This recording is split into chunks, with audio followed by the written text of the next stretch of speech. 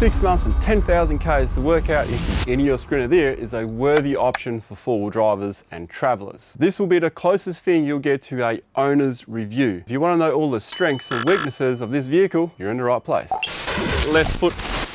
And my final question is, would you buy one? Would I buy one? It's been a long journey trying to find the answer to this simple question. I've just picked up a brand new INEOS Grenadier in a magic mushroom colour. Check this out. Took it off-road that same afternoon. I can't get the rear locked, eh? The very next day, it was off-road again. Days turned into weeks and weeks turned into months. Weaknesses were found. Well, the INEOS is not going to make it to Denham. Its stock tank is only 90 litres. Changes were made. I've been a bit busy. Have a look at it. A wider tyre, roof rack, and problems were solved. 30 litres right there. Seems pretty fast. I used it on and off as a daily driver, comparing it to my other vehicles along the way, even off-road. I wonder which one I'll like the most at the end of this. In this time, I took the Grenadier to these places. Nah, it's all good. That was a cool drive. Time to have a little bit of fun. There were hiccups along the way. I've nicknamed the Grenadier Skip. Why? Because of an unfortunate turn of events. The bar took the hit and Skippy left an impression on the door. This isn't very ideal. Literally going sideways here. It's good to be back to Steep Point. It is a bit foreign not being here again in the Toyota. We're in INEOS Grenadier. Brunswick and Harvey, followed by the south coast, Bonholm Beach. Wheel articulation, scanning us to the top. Holland track. Like that, is it? The Pilbara. Stewart's Pool. Here we are at Calgan Pool. Hickman's Crater. Dahl Springs. See, with this kind of stuff, it's just so gentle. Running water. After 10,000 kilometres, I'm ready to unpack my thoughts, and so that everything I'm covering makes sense, I'm going to begin with my top 5 best and worst points of the INEOS Grenadier. Tell us, what do you love about the INEOS? What I love about the INEOS Grenadier, the off-road capability. The off-road capability is everything about this car. Here are the top 5 things I like about the INEOS Grenadier. Number 1, the off-road capability in stock form. I'm genuinely blown away about how easy that was just to drive this line. Any car can drive this line if you put it in the right place, but the way it drove it is what I'm referring to. Test driving four-wheel drives, I'm usually very careful because I don't want to dent it or scratch it or damage it. But with the INEOS Grenadier, I just felt comfortable pushing more and more. It didn't seem to matter what I put it into, I never had to back out and take the chicken track. And it wasn't just the rocks and ruts that impressed me. Sand driving. So good on the beach. The handling of this thing is just nice and soft, it makes harsh things feel gentle.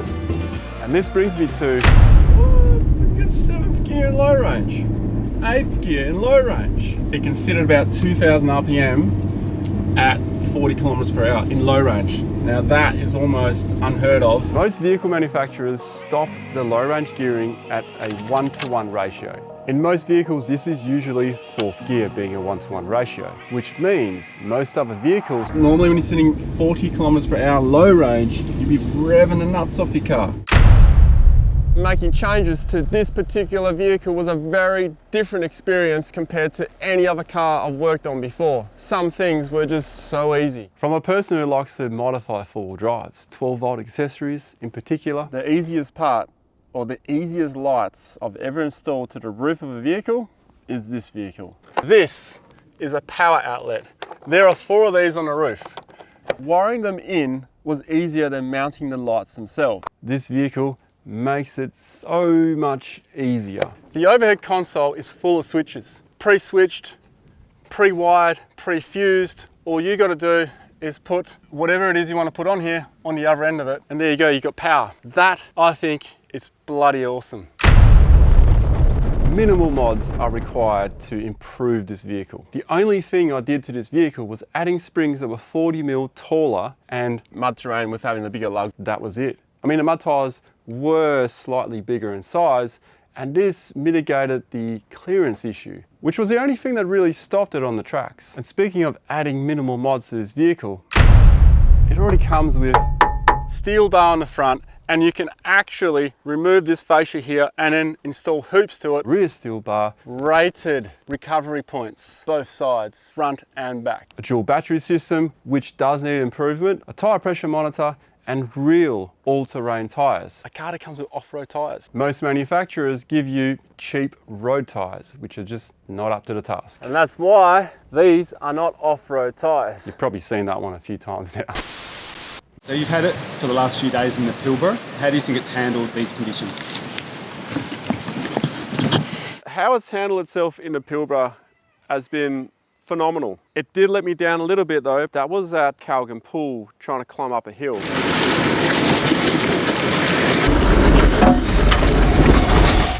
That's when I really felt how heavy it was. As it did on the Holland track when it was in mud, that's where it comes unstuck. If the conditions are slippery or loose, the weight plays a factor. It's to do with the weight of the vehicle. Nothing to do with the drivetrain or how it drives, it's just to do with the weight of the vehicle. They're heavy when they come out from factory. 2.6 tonne, you compare that to most other four-wheel drives. For example, the 76 series, that's really light compared to this. But it shouldn't really matter to most people, because depending on what application you would buy that vehicle for, it shouldn't really matter. And every vehicle has some kind of limitation or weakness, but that is just its weakness.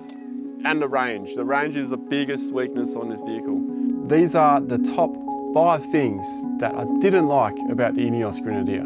The number one thing, which shouldn't come as a surprise, what I can't get over is the fuel capacity and a very short range. This vehicle is not going to make it on a stock tank. We've still got 50 k's till Denham.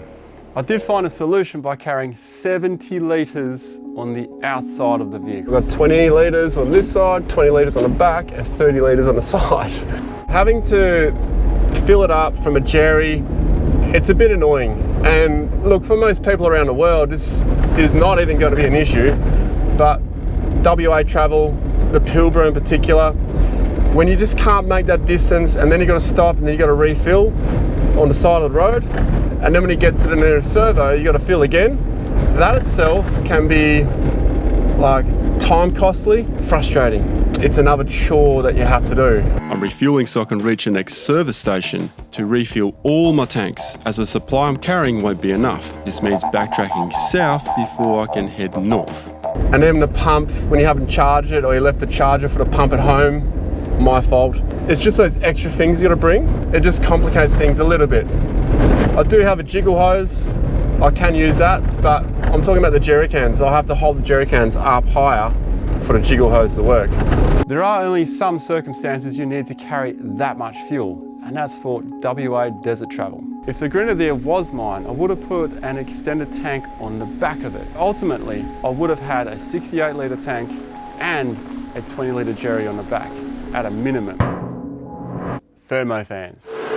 That's another slight negative I've found in the Pilbara, because it's so much hotter, the fans are running a lot more, so it's quite a noisy vehicle when the fans are going. Times will stay on for 15 minutes. It doesn't happen all the time. It generally happens when there's a DPF burn off or when it's hot.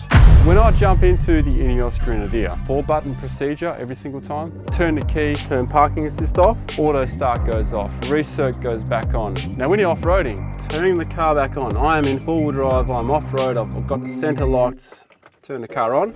Looking up there, I am no longer in off-road mode. So every time you get back in a vehicle and you turn it on, they all turn off. You have to reset all your settings. And you may not realise when you hop back in and you start driving, but hey, all modern cars do it these days. Safety features.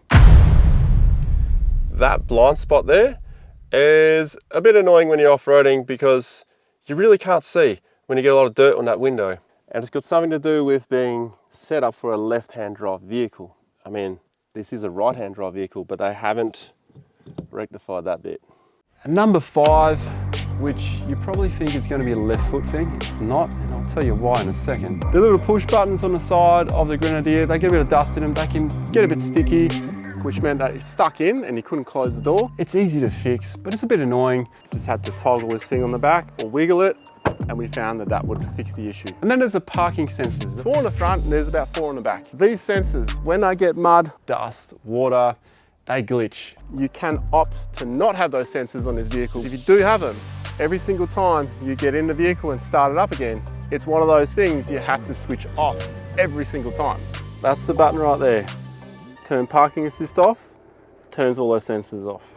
The left foot thing has a lot of history. From the beginning, I had some concerns. The potential problem I see on a very long drive is this. My left leg feels like it's in an airplane, my right leg feels like it's got freedom. When you're not wearing boots, it's actually not too bad. It's now been 6,500 kilometers. If I don't wear boots in this vehicle, it's absolutely fine. And I've said that before and I still stand by that. With boots on a long drive, it's not the greatest. Being able to enjoy it without thinking about all the little pros and cons with it as well, and then just go with the flow and then see what actually bothered me. And one of the interesting things is the left foot thing. I've been driving with a boot on my foot and it hasn't bothered me. And only now that I'm thinking about it, is it bothering me a little bit. It's really weird. It's really strange. That was after 8,000 Ks. What about after 10,000 Ks? Well, something interesting happened.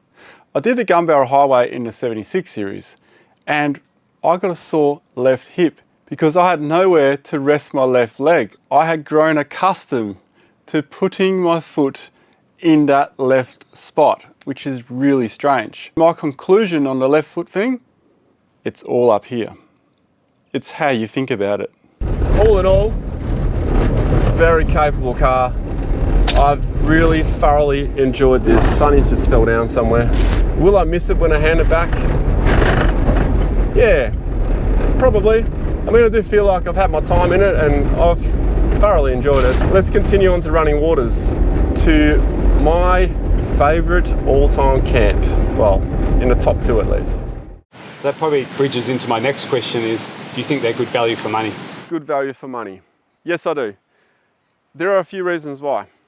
Number one, if you get the version that's pre-wired, you're saving a lot of costs on that.